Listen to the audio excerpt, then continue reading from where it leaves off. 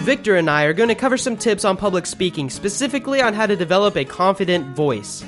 We all go through a situation at one point or another in our lives that will make us nervous. It could be an interview, a speech, or talking to someone we like. Whenever something comes up that we care about, we tend to get nervous. When we get nervous, our body tenses up and our mind gets cloudy. We may forget what we're going to say, get tongue-tied, or it just turns into a huge tumbleweed of increasing nerves. What we feel internally, we show externally. Managing anxiety is the first thing we need to tackle in order to improve our public speaking skills. When this feeling of anxiety approaches you, be mindful of it.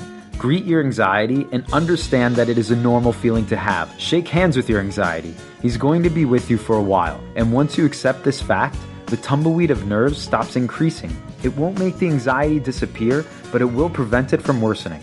Part of the reason why this anxiety occurs is because of the way you view public speaking. Most people view it as being a performance. By doing that, you put way too much pressure on yourself. Instead, view it as a conversation between you and the audience. When you do this, it will lessen the pressure you are already putting on yourself. No matter how much time you spend preparing, nothing will work if you don't trust in yourself.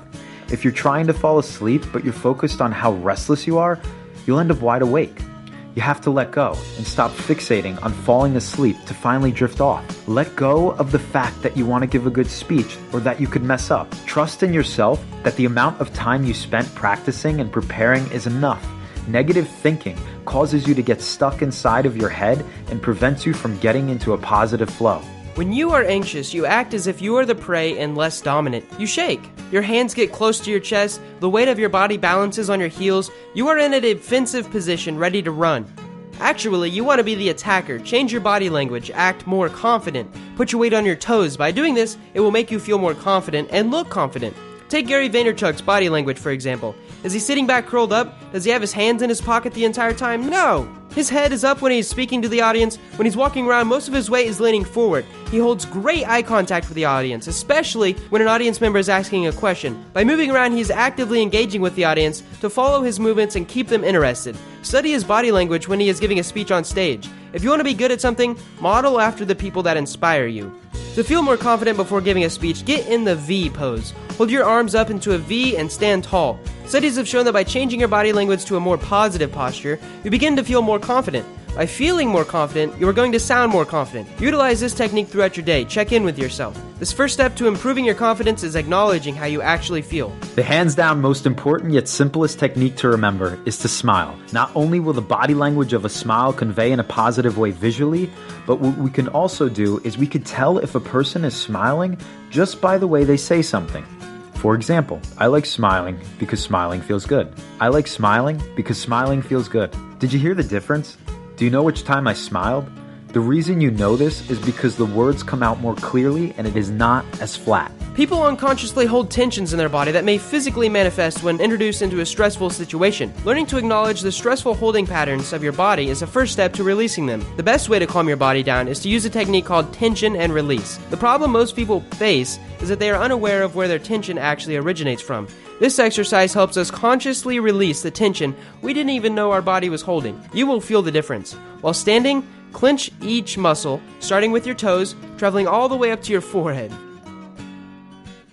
Your entire body should have the tension right now. Hold this tension for a few seconds, then slowly release each muscle, starting with your head down to your toes, until your whole body is completely relaxed. Do this whenever you feel you need to release the tension in your body. Developing a confident voice includes feeling comfortable pronouncing the words you need to say. Repeating difficult tongue twisters you normally wouldn't say are an excellent enunciation exercise. Unique, New York. Sally sells seashells by the seashore. Peter Piper picked a peck of pickled purple peppers. The next one is the hardest for me. Red leather, yellow leather. Red leather, yellow leather. Red leather, yellow leather. It's kind of fun. An exercise many singers use to warm up their voice is imitating a siren sound with their lips. Bring your lips together and blow air out like a motorboat. While you are blowing air out, bring your pitch up and down. This warms up the voice box and lips. It goes like this.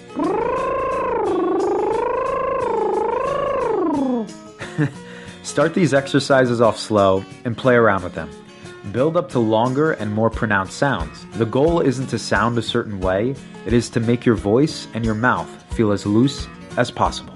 One vital technique that commonly goes unnoticed is the way we breathe. Take a deep breath right now. Did your chest rise or did your stomach move? If your chest rose, you're doing it incorrectly. You're breathing incorrectly. I wouldn't say incorrectly, but there is a better way to breathe. Most people tend to breathe into their chest, causing them to breathe shallowly. This causes you to force your words out because you're taking in more breaths. Add anxiety into this equation and you're barely able to speak at all. You want to mindfully breathe into your belly. When you inhale, your belly should rise, filling with oxygen. Technically it's your lungs, but you get the idea. Put both hands just below your belly button and focus your breathing onto that area. Breathe in for 5 seconds and breathe out for 5 seconds. Build up to 10 seconds if you can.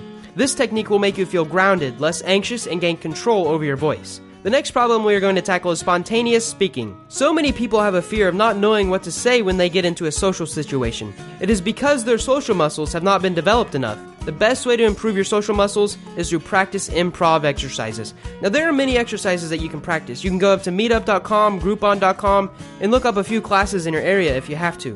This next exercise we're going to focus on is called Shout the Wrong Name. What we want you to do is point at something and call it anything but what it really is. Do not have a list of words you are prepared to say. The key to this exercise is to generate something new to say. By preparing what you are about to say will not work out the creative side of your brain that we want to activate. The only way to be good at this game is to not prepare. You just have to do. We're going to practice some examples right now. Whale, penguin, television, Jupiter, Pootie Pie. As you can see, this is a very simple game to play at any time. You could play it while you're driving in a car, looking through a magazine, or walking in a park. This is one of the best warm-up exercises that will prepare you for spontaneous speaking. So keep playing the game until you could get to the point where you're generating all these names instantly and naturally. In this video, you've learned a lot of tips and tricks that are going to take it very far when it comes to speaking in general. Social skills and having the ability to speak in any situation are some of the most important skills to learn. People around you will be very impressed in what you are capable of if you practice these skills enough. Just remember that you want to develop these skills for yourself. You want to focus on the journey. Don't develop these skills to gain more popularity and praise. Push forward because you love the process. The love of the journey is going to take you so much further than any mindset. Now this was a collaboration and most of the content was provided by Vic Be. Now he used to run the YouTube channel Transmind, but he rebranded it, and there's some awesome content on his channel. In fact, most of it is in my style. I hope you guys enjoyed this video. If you did, click the like button and go check out his channel. Thanks for watching.